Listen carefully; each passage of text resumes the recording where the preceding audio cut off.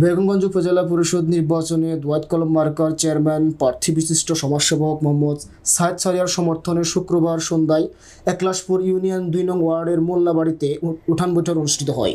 উঠান বৈঠক অনুষ্ঠানে বক্তব্য রাখেন নিউরো সার্জারি সোসাইটির যুগ্ম সাধারণ সম্পাদক ডাক্তার শাহ নওয়াজ ভারি রাজীব, একলাশপুর ইউনিয়ন আওয়ামী লীগের সিনিয়র সহসভাপতি শাহিদুর রহমান লিটন, সাধারণ সম্পাদক মোশাররফ হোসেন মানু, জেলা পরিষদ সদস্য জহিরুল ইসলাম, বিশিষ্ট সমাজসেবক জিল্লুর রহমান, প্রার্থীর মা ইসমত আরা বেগম, প্রার্থীর বোন সাবরিনা ইয়াসমিন সহ অনেকেই।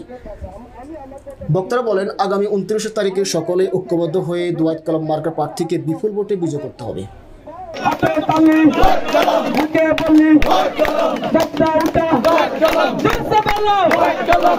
আমরা এই 11 কেন্দ্রের মধ্যে প্রমাণ করে দেব যে ২ নম্বর ওয়ার্ড সবচেয়ে বেশি ভোট দিয়ে একলাশপুরের কৃতি সন্তান বঙ্গবন্ধু মেডিকেল কলেজ তথা পিজি হাসপাতালের ডাক্তার শাহনেওয়াজ বাড়ি রাজীব। ধন্যবাদ জানাচ্ছি আমাদের সাহেব সারিয়ার লবিকে, সে যে এই নবজাগরণের সৃষ্টি করেছে, আমাদের এই ইলেকশনের মধ্যে দিয়ে আমাদের একলাশপুরকে তুলে ধরেছে। সে একটা শিক্ষিত ছেলে, সে ঢাকা ইউনিভার্সিটি থেকে পড়ালেখা করেছে, অনার্স মাস্টার্স করেছে। এরকম একটা ছেলে যে আমাদের এই সমাজে নেতৃত্ব দিতে এগিয়ে এসেছে, আমি এজন্য তাকে ধন্যবাদ জানাই।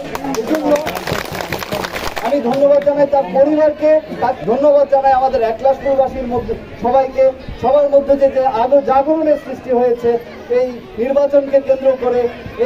এই জাগরণ যাতে ফলপ্রসূ হয় সেজন্য আমাদের সবাইকে ঐক্যবদ্ধভাবে কাজ করতে হবে।